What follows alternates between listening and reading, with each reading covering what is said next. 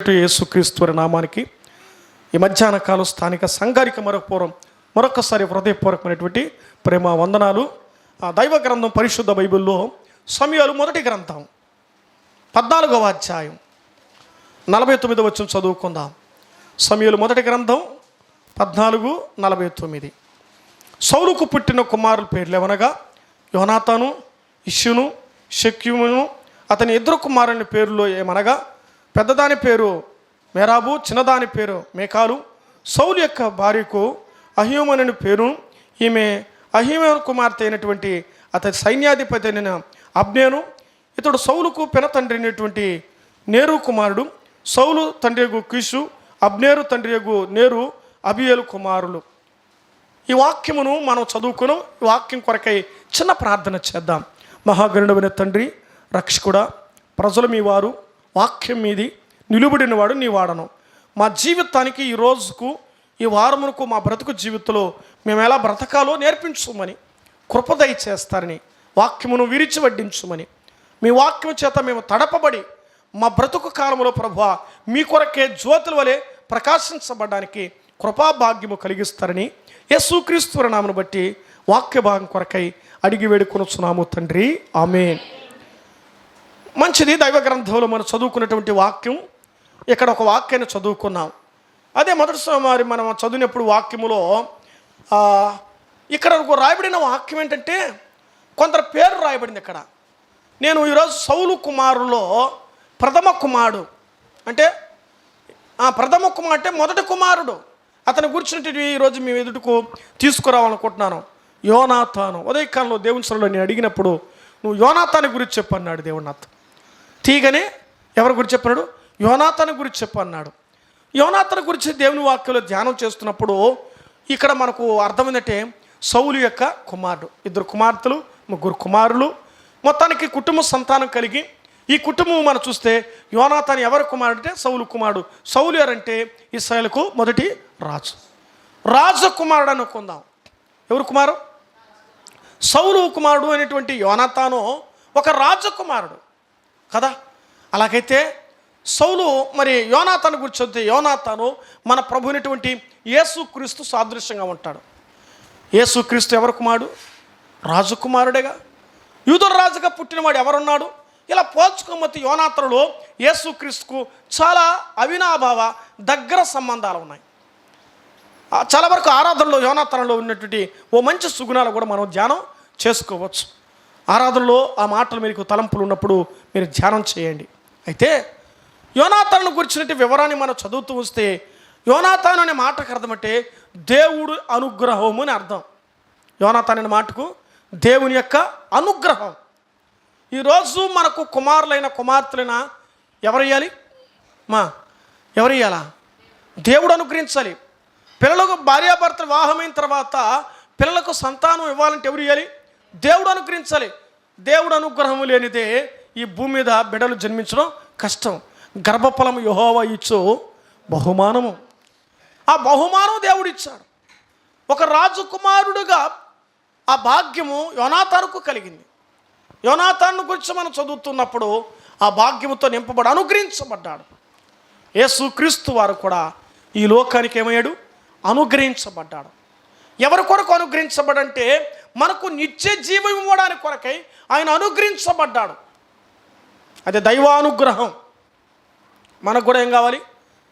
దైవానుగ్రహం కావాలి. మనం దేవుని దగ్గర వరాలు అడుగుతాం. అయ్యా నాకు అది కావాలి ప్రభువా, ఇది కావాలి ప్రభు అని అడుగుతాం. అది రావాలంటే దైవానుగ్రహం మనకు అవసరం. అది జరగాలంటే తగిన విధంగా మనం కూడా ఉండాలి. యెహోవా యొద్ద ఒక వరం అడిగితిని దాన్ని నేను వెదుకుతున్నాను అని దావీదు భక్తుని యొక్క అనుభవాలకు కూడా దేవుని దగ్గర వరం అడుగుతారు 27వ అధ్యాయంలో కీర్తనల్లో. కాబట్టి వరము అనేది ఆ పిల్లల గర్భఫలం అనేది దేవుడు ఇచ్చినటువంటి బహుమానం. సౌలుకు జ్యేష్ఠుడైనటువంటి యోనాతానును దేవుడు ఇచ్చాడు. దేవుడు ఇవ్వగా ఆ కుటుంబమును ఆ దాంపత్యమును చక్కగా మనం వివరం చేసుకుని అర్థం చేసుకుంటే యోనాతానులో చాలా మంచి సుగుణాలు ఉన్నాయి. యోనాతాను గురించి మంచి క్యారెక్టర్ ఉందన్నమాట. సంఘానికి, సమాజానికి, యవనస్తులకు ఓ మంచి రోల్ మోడల్, ఒక మంచి మాదిరి పాఠాలు ఉన్నాయి. యోనాతాను గురించి వివరాన్ని గురించి చూస్తే యోనాతాను ప్రేమించేవాడు. ఎవరు ప్రేమించేవాడు? ఎవరిని? దావీదును ప్రేమించేవాడు యోనాతాను. మీరు కావండి చూడండి. 1 యోనాతానులో మొదటి లక్షణం అంటే ప్రేమించే యోనాతాను అని రాసుకుందాం. సమూయేలు మొదటి గ్రంథం 18వ అధ్యాయం 2వ వచనం చూడండి. మొదటి సమూయేలు గ్రంథం 18వ అధ్యాయము.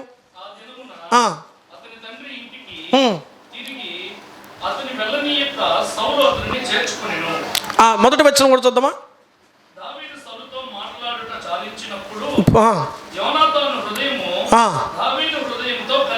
కలిసిపోయాను.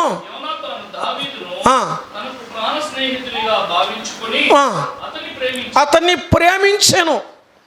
ఇక్కడ మనం గమనిస్తున్నాం ఎవరినెవరు ప్రేమిస్తున్నారంటే దావీదును యోనాతాను ప్రేమిస్తున్నాడు. మీరు అర్థం చేసుకోవాలి. దావీదును యోనాతాను ప్రేమిస్తున్నాడు. రాజకుమారుడు ఎలాగనుకుందాం, మీకు బాగా అర్థమైపోతుంది. రాజకుమారుడు పేదవాడిని ప్రేమిస్తున్నాడు. పేదవాడు ఎక్కడ చెప్తాడు దావీదు అంటారా? గురులు కాపేవాడు కదా ధనివంతుడు పేదవాడా? ఆయనేమో రాజకుమారుడు యోనాతాను, ఈయనేమో గొర్రెల కాపరిగా ఉండి అక్కడికి వచ్చాడు. పేదవాడు ఒక గొర్రెల కాపరిని దావీదును ఏం చేశాడంట? ప్రేమించినట్టుగా చూస్తున్నాం. మా ఐశ్వర్యవంతుడైన వాడు ఒక పేదవాడిని ప్రేమిస్తున్నాడు. ఇక్కడ మనం నేర్చుకోవాల్సినంటే ఆ కుమారుడు ఎవరినైనా ప్రేమిస్తున్నంటే ఎంత ప్రేమ. అంత మాత్రమే కాదు, ఇప్పుడు నేను ఇలా వేసుకున్నాను, దావీదుని యోనాతాను ఎందుకు ప్రేమించి ఉండాలి? మీకేమైనా ఊరికైనా అర్థమైందా? ఎందుకు ప్రేమించి ఉండాలి ఆలోచించేద్దాం. ఊరికెవరు ప్రేమించరక అమ్మా? డబ్బిస్తే ఎంత ప్రేమిస్తామా? 24 గంటలు వాడు చుట్టే తిడతాం. ఫ్రెండ్స్ మనకి బాగా ఖర్చు పెట్టనుకో, నువ్వు కోరిందంతా ఇస్తామంటే ఎవరు చుట్టుపోతావా? వాడు చుట్టే తిరగతావు. వాడు ఏమి ఇకపోతే పక్కన ఇంకొకటిగా నీకు ఫ్రెండ్ ఇచ్చాడు అనుకో, వీడిని వదిలి వాడిని జంపోతావు. ఆ ప్రేమ వేరు. లోక ప్రేమలు వేరు, సెల్ ఫోన్ ప్రేమలు వేరు, బంధుమిత్రుల ప్రేమ వేరు, రక్త సంబంధికుల ప్రేమ వేరు, దైవ ప్రేమ వేరు, స్నేహ ప్రేమ వేరు. ఇక్కడ మనం గమనిస్తే ఎందుకు అంతగా ప్రేమించాడంటే దీనికి కారణం తెలుసా? ఆ రోజంటే ఆ రాజ్యంలో పెద్ద సమస్య వచ్చింది. ఇశ్రాయేలు దేశంలో పెద్ద సమస్య రాగా ప్రజలందరూ కూడా భయపడుతుంటే ఫిలిష్తీయులకు భయపడుతున్నారు. గొల్యాతు అక్కడ వారందరినీ కూడా ఎగతాళి చేస్తున్నాడు. మీరు మొగాళ్ళేనా? మీ వల్ల వస్తుందా? నేను జయించగలరా?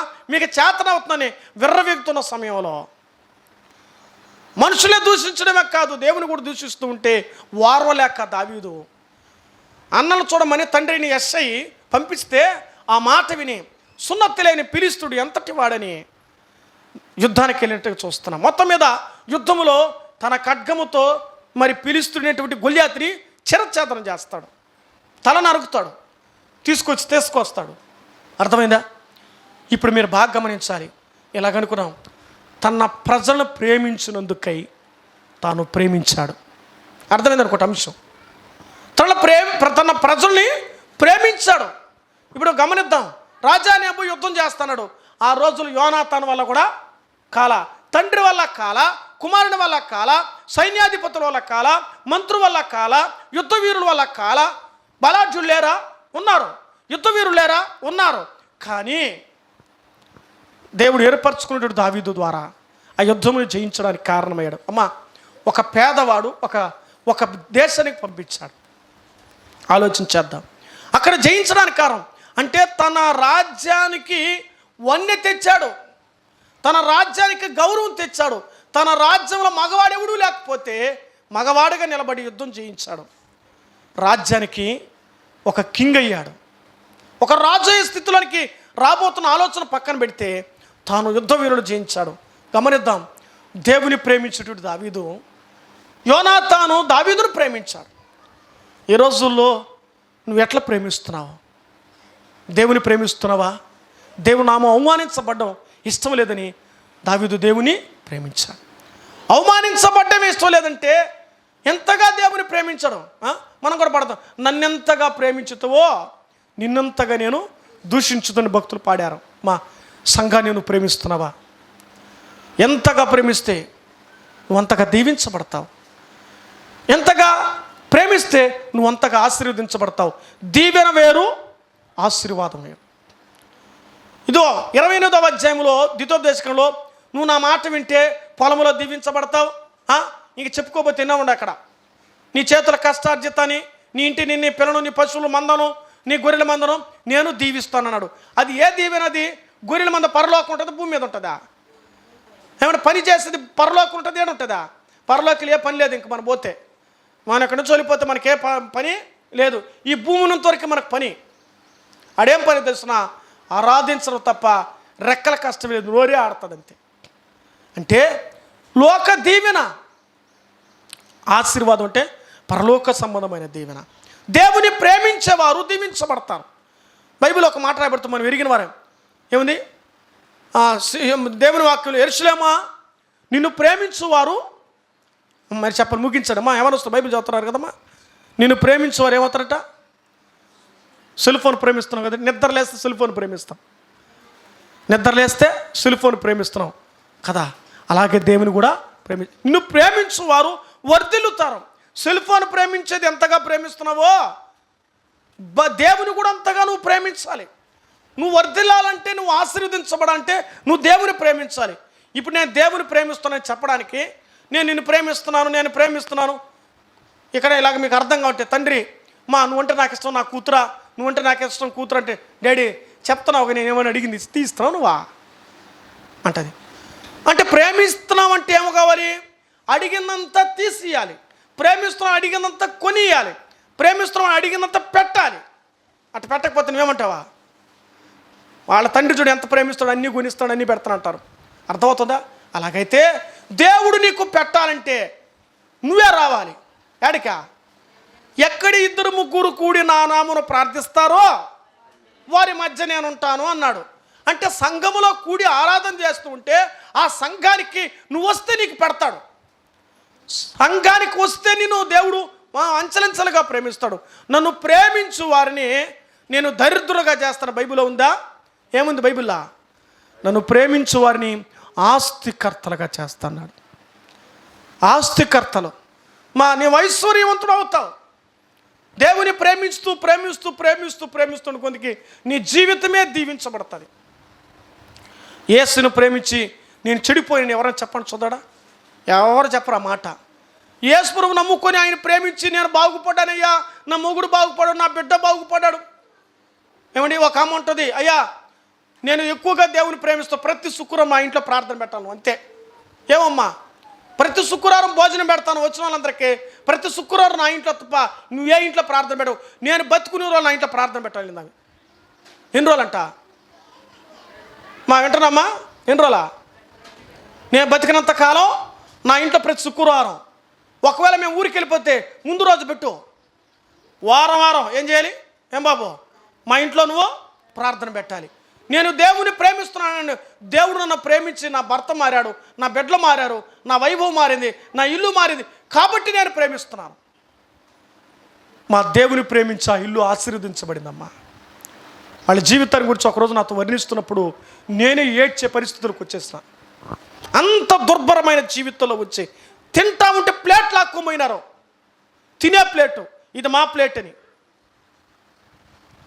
అటువంటి జీవితం నుంచి మారి ఈరోజు మాకు ఇస్తున్న కానుక పరిచర్య కొరకై పెడుతున్నట్టు పరిచర్య చేస్తున్న కార్యాలు కుమారుల సహకారం కూడా ఇస్తూ ఉంది. అర్థమైందా? ఆయన ఎంతగా ప్రేమించావయ్యా.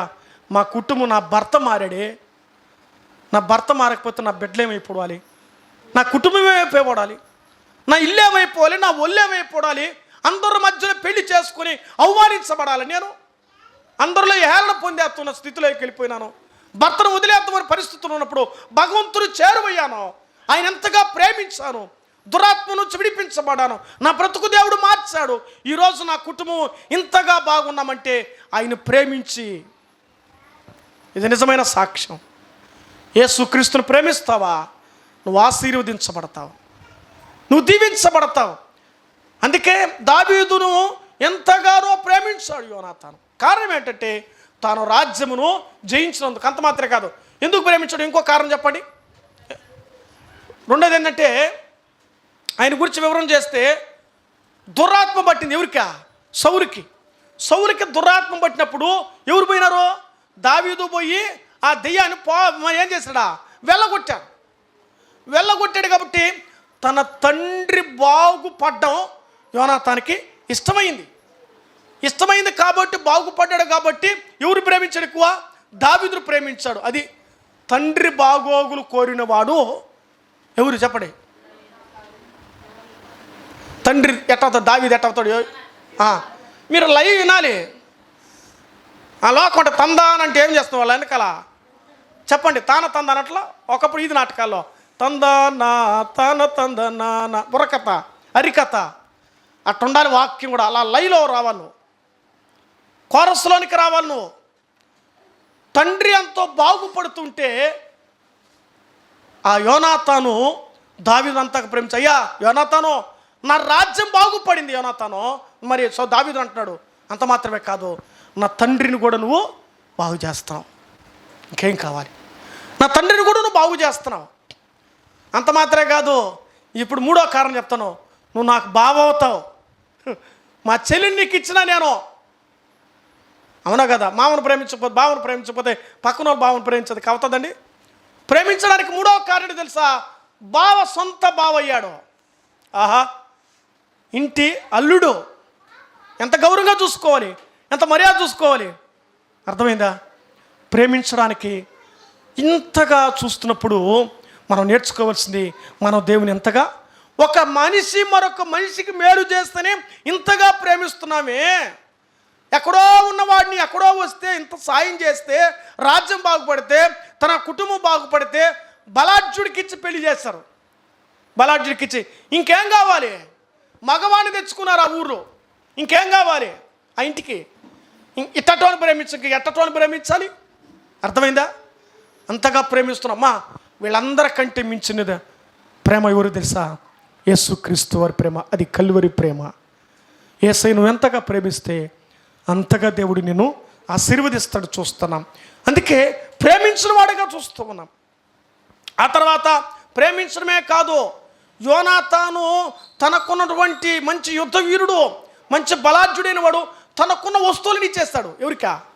బావకి ఇచ్చాడు. బావా నువ్వు తీసుకో, నాకు అవసరంలా, నేను ఉన్న ఒకటే, నాకు లేకపోయినా ఒకటే. ఇవన్నీ ఉండి కూడా నేను ఎవరిని జయించలేకపోయినా, బలాఢ్యుడు ఏంటంటే గుళ్యాతును జయించలేకపోయినాను. కాబట్టి రెండో విషయం చెప్తున్నాను, ఇచ్చేవాడు యోనాతాను. ఒకటి ప్రేమించే యోనాతాను, రెండవది ఇచ్చే యోనాతాను. ఏమి ఇచ్చో చదువుతారండి. మొదటి సమయాల గ్రంథం 18వ అధ్యాయం 4వ వచనం. 18:4. మరియు యోనాతాను తన దుప్పటిని, తన కత్తిని, తన విల్లును, నడికట్లను తీసి దావీదుకిచ్చెను. ఎవరికి ఇచ్చాడంట? అమ్మా, అర్థమైందా? దావీదుకిచ్చాడు. ఈ మాట మనం అర్థం చేసుకోవాలి. దావీదుకిచ్చే మనస్సు యోనాతానుకుంది. అమ్మా, అయ్యా ఈరోజు నువ్వేమిస్తున్నావు? దేవుడి దగ్గర ఏం కోరాడు? దేవుడికి నువ్వేమి ఇవ్వాలి భూమి మీద? ఒక మనిషి మరొక మనిషికి ఇస్తున్నాడు. ఈరోజు దేవుడు నిన్ను అడుగుతాడు, నా కుమారుడా నువ్వు నాకేమిస్తావు? ఏమి ఇవ్వగలనయ్యా నా యేసయ్యా? నువ్వు చేసిన మేలకు మనం పాడేమే.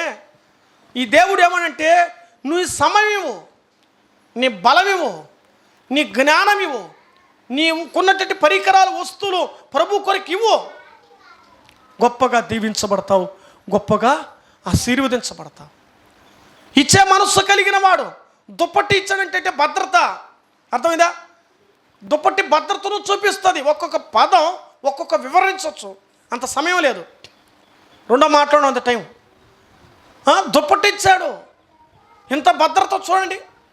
అసలు ఆ దావీదుకి దుప్పటి కూడా అవసరం లేదు, కానీ ఇచ్చే మనస్సు కలిగిన వాడిని గురించి చెప్తున్నావు. ఈరోజు దేవునికి నువ్వేమి ఇస్తున్నావు అంటే దశమ భాగాలు ఇస్తున్నావు. సంఘానికి ఇచ్చి లెక్కరతనవా? చాలామంది వస్తారు, వేసిన తర్వాత అన్న ఎంత వస్తుందన్న కానుకతో నీకే పని, నువ్వు ఇచ్చే వరకే నువ్వు అడగకూడదు మందిరంలో. ఈరోజు చాలామంది ఒకసారి అందరూ ఒక వచ్చింది, అయ్యా కానుక ఎంత వస్తుంది అన్నాడు. ముసలామా నీకెందుకమ్మా పని? ఏదో వచ్చావు ఏదో పోయినావు, కానుకతో నీకేం పని? లెక్కలు అడగకూడదు దేవుని దగ్గర.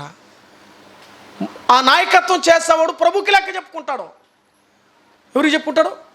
దేవునికి నువ్వు ఇస్తున్నావా లేదు ముఖ్యం. ఏమి ఇవ్వాలంటే సమయం ఇవ్వాలి, ఏమి ఇవ్వాలి? ధనం ఇవ్వాలి. నీ కలిగిన పంట చెప్పాలంటే అంత దేవునికి ఏమి ఇవ్వగలుగుతాడు?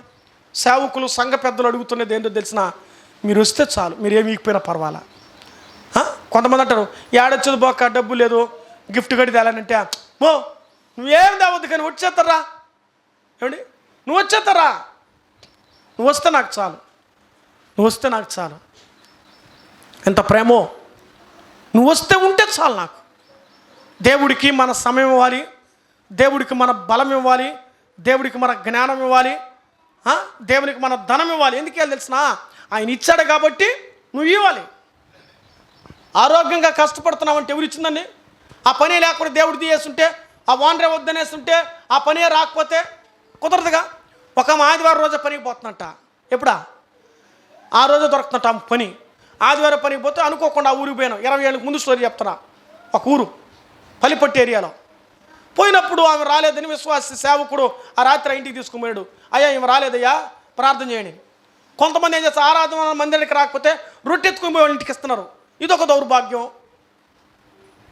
సరే పోయాను ప్రార్థనకి ముందు అమ్మ ఏమ్మా మంది కంటే ఏం చేసలేను ఆయన 2 వారాలు ఖాళీగా ఈ రోజు వచ్చింది పనికి పోయినాడు అమ్మా ఇన్ని రోజులు ఖాళీగా ఉన్నవే ఈ ఒక్కరోజు కూడా ఉండి రేపు పోయి ఉండొచ్చు కదా అని అడిగా లేదు నాయన ఏదో పనికి పోయినాననిది అంతే ఇప్పుడు ఏం చేయండి ఆదివారం రోజు పనికి పోయింది నెల రోజులకు పనే లేదు ఎవరికా మళ్ళా వచ్చి దేవుని దగ్గర పశ్చాత్తాపడి ప్రభువా నేను అడిగి ఏదో వస్తున్నాను పోయినాను చివరికి రాలేదు నాయన నాకు సహాయం చేయ ప్రభు అని అడిగితే ఆ రోజు వదులుకొని ప్రతి ఆదివారం దేవుని విడవకుండా వెంబడించింది వారం అంతా పని ఆమెకు దొరికింది ఏమైంది ఆమె సమయాన్ని దేవునికి ఇచ్చింది ఆ రోజు ఆదివారం ఎంత గంటలు ఎన్ని గంటలు రాబోతామో ఎడక చెప్పండి మీరు నోరితే చెప్పండి ఆదివారం రోజు ఎన్ని గంటలు 10 నుంచి 12 దాకా అంతేనా ఏదో స్పెషల్ మీటింగ్ ఒక అరగంట లేటు నాలాంటి వాడు ఎవరు వస్తే 2.5 గంట సినిమా మాత్రం ఎన్ని గంటలని చూస్తామే పోయా క్రైస్తవ్యం కూడా పోతుందండి ఏడిక సినిమా థియేటర్లకి సెల్లో చూసిన చాలా టీవీలో చూసిన చాలా ఇంకా ఆడ కూడా పోతున్నావు పోనీ ఏమి నేర్చుకుంటున్నావు చూసి ఏం ఉపయోగపడుతున్నావు ప్రభు కోసం నీ డబ్బు ఖర్చు పెట్టావు ఆ డబ్బు ఏదో కానుక దేవునికి ఎవరికైనా అనాథలకు ఒక పూట ఒక ప్యాకెట్ అన్నం పెట్టు ఆ సినిమా డబ్బు అంతే కదా ఆ సినిమా ఖర్చు ఎవరికైనా పేదవాడు ఉంటే ఏదో ఒక పూట బిర్యానీ ప్యాకెట్ ఆదివారం ఈరోజు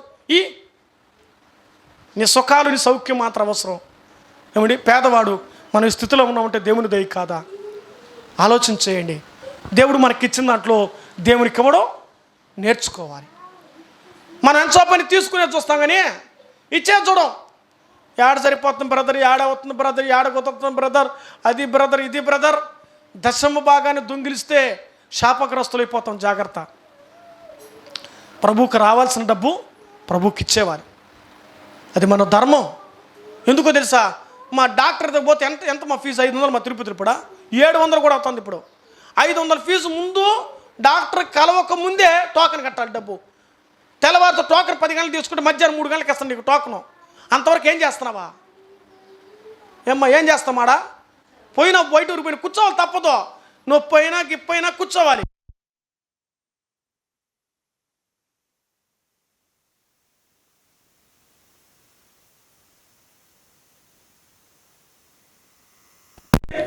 కూర్చోవలసిందే తప్పదు దేవుడి మందిరంలో కూర్చోవలసిందే మనం అలాగైతే ఎంత సమయం మనము కూర్చొని ఎదురు చూసుకొచ్చుకుంటున్నామే యేసు క్రీస్తు వారికి మనకేమి ఇస్తున్నాం మనం ఆయన అడిగింది ఏమో ఆలోచించాడు దావీదు మరి తీసుకున్నాడు ఇచ్చేవారు ఉన్నప్పుడు తీసుకునేవారు ఉన్నారు ప్రభు మనకి ఇచ్చాడు ఏమి ఇచ్చాడు తెలుసు మనకి ఏమి ఇచ్చాడు తన రక్తం ఇచ్చాడు మన కోసం తన రక్తం ఇచ్చి ప్రతి జనములోను ప్రతి జాతిలోను మనుషులు కొన్నాడు ఆయన కొని తన రక్తం ఇచ్చి మన కొరకు ప్రాణం పెట్టి చనిపోయి సమాధి చేయబడి తిరిగి లేచాడు యేసే ప్రేమను అర్థం చేసుకుందాం నీ కొరకు నా కొరకు ప్రాణం ఇచ్చాడు ఒకటి యోనాతానులో ఉన్న లక్షణం ఏంటండి ఒకటి ప్రేమించేవాడు రెండవది ఇచ్చేవాడుగా చూస్తున్నాం అవును ఇచ్చేవాడు మూడవ లక్షణం అతని గురించి మనం ఆలోచిస్తే నేను విల్లును గురించి డాలు గురించి వీటి మీద ధ్యానం చేయలేదు మీకు అవుట్లైన్ మొదటి సమయాల గ్రంథం 23వ అధ్యాయము 17వ వచనం చదువుకుందాం 3వ విషయం చూద్దాం మొదటి సమయాల గ్రంథం 23:17 చదువు నాయన ఇశ్రాయేలీయులకు రాజు అవుదువు నేను నీకు సహకారిక అవుదును అది చాలండి యోనాతాను చెప్పుడు నేను నీకేమవుతాను సహకారిని అవుతాను అన్నాడు ఎవరికంట వాస్తవానికి మీరు చెప్పండి రాజు కుమారుడికి పేదవాడు సహకారి అవ్వాలా సహకారిగా పొందబోతున్న వాడు రాజుగారికి సహకారిగా ఉండాలి. ఇక్కడ అర్థమవుతుంది మీకు. ఒక ధనవంతుడు అయినటువంటి రాజకుమారుడు ఏమంటాడా, నేను ఈ పేదోడు, నేను నీకు సహకారిగా ఉంటాను. లాస్ట్కి ఆ సహకారానికి కారణం ఏంటి తెలుసా? తాను చేసిన దేవుని పని కారణమేగా. నీవు కూడా ఈరోజు నేర్చుకో. నువ్వెంతగా దేవుని పని చేస్తే నీకంత సహకారం దొరుకుతుంది, సహాయం దొరుకుతుంది, సహకారం దొరుకుతుంది. నువ్వు దేవుని పని చేయనంత వరకు. అమ్మా, ఈ మీటింగ్కి వచ్చేప్పుడు మేము ఎక్కడి నుంచి వచ్చాం? వచ్చే కొద్దిగా ఏం చేస్తున్నారు? సాపరేసి మందిరం అంతా కడిగి శుభ్రం చేస్తారు. ఒక ఆదివారం వచ్చి సాపర ఈ మందిరం అంతా కడిగి శుభ్రం చేస్తున్నావా? మన ఆఫీషియల్స్ కాదు దేవుని మందిరాల్లో. ఒకప్పుడు ఈ పిల్లల మాతో కూడా సహకారం లేనప్పుడు మందిరంతో తోసి ఆదివారం చెత్తలు తోసి బూజులు తుడిచి పరిచయం చేసింది నాన్న. ఇప్పుడు ఏ పరిచయం చేయలేదు. అందరూ పిల్లలు తయారవుతున్నారు. ఎంత చొప్పు మేమే చేస్తాం, వాళ్ళు ఎప్పుడు నేర్చుకునేది? కాబట్టి నువ్వు చెయ్యి. ఒక కుటుంబానికి బాధ్యత ఇచ్చే కొందికి వాళ్ళు అందుకుంటారు. వారానికి ఒక కుటుంబం చేయాలి. పోటీ అయిపోయింది ఇప్పుడు. నేను చేస్తా. రెండు చేతులు జోడించి చెప్తున్నాను, ఇది నీ ఇల్లు. నీ ఇల్లుని గుర్తుపెట్టుకో. దేవుని సంఘానికి మనం ఏమండి ఏదో విజిటర్స్ కాదు, ఏదో బంధువులుగా వచ్చిపోవాలి కాదు, చుట్టరికం కాదు. దేవుని మందిరం సొంత ఇల్లుని భావించి పరిచయం చేయాలి. దేవుని మందిరంలో అన్ని పనులు చేస్తేనే నాదని చెప్పాలి. మేము మా సంఘం కదా, ఏం పని చేస్తాం సంఘం అని ఇచ్చేస్తే సరిపోయింది. చేసేవాళ్ళు కావాలిగా. దేవుడు నీకు ఇచ్చిన బాధ్యత, అవకాశం చెయ్యి. బలం ఉన్నప్పుడే ప్రభు పని చెయ్యి. నువ్వు చేస్తే నీకు చేస్తాడు. దావీదు చేస్తాడు కాబట్టి యోనాతాను ఏమయ్యాడు చెప్పాలి, సహకారి.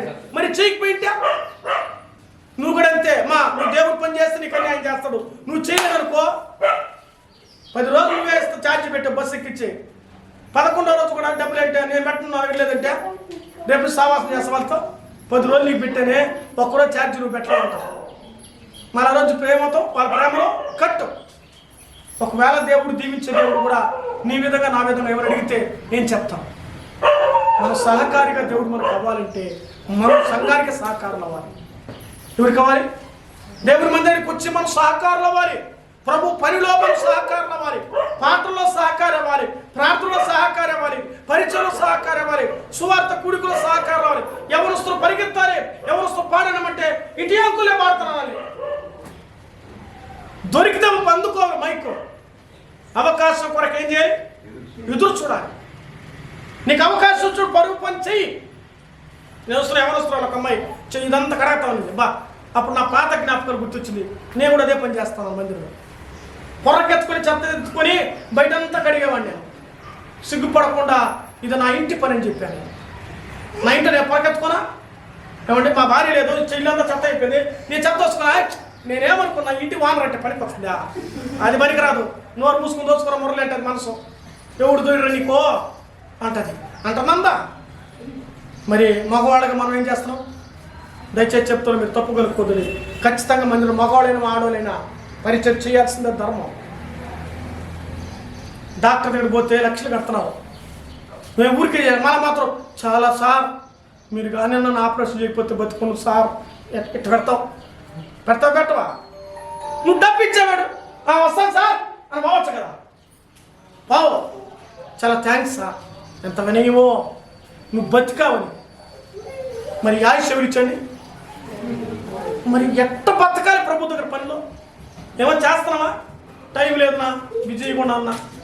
అదే దేవుడు అంటే నీతో, ఒరే మురళే నువ్వు నా దగ్గర పని చేయలేదురా, నేను కూడా బిజీగా ఉంటే నీకేమి వినుకోంటే, ప్రభువా నువ్వు తప్పు, నాకెవరున్నారు నాయనా, నేను పట్టుకోరా ప్రభు, నేను పట్టుకుంటాను. నా అవసరం, నా అక్కర మనుషులు చేయని దేవుడు చేస్తాను. అది అనుభవించారు కాబట్టి చెప్తున్నాను. అధికారులతోనే మాట్లాడతాడు. ఇంట్లో మీటింగ్ పెట్టాను, వర్షం పడతా ఉంది, స్టార్ట్ అయిపోయింది, ఇలాగ కార్యక్రమం చేస్తున్నాం. ప్రభువా ఇది ఎవరు పని అయినా? ఏందిట్టా పని చేస్తున్నాను?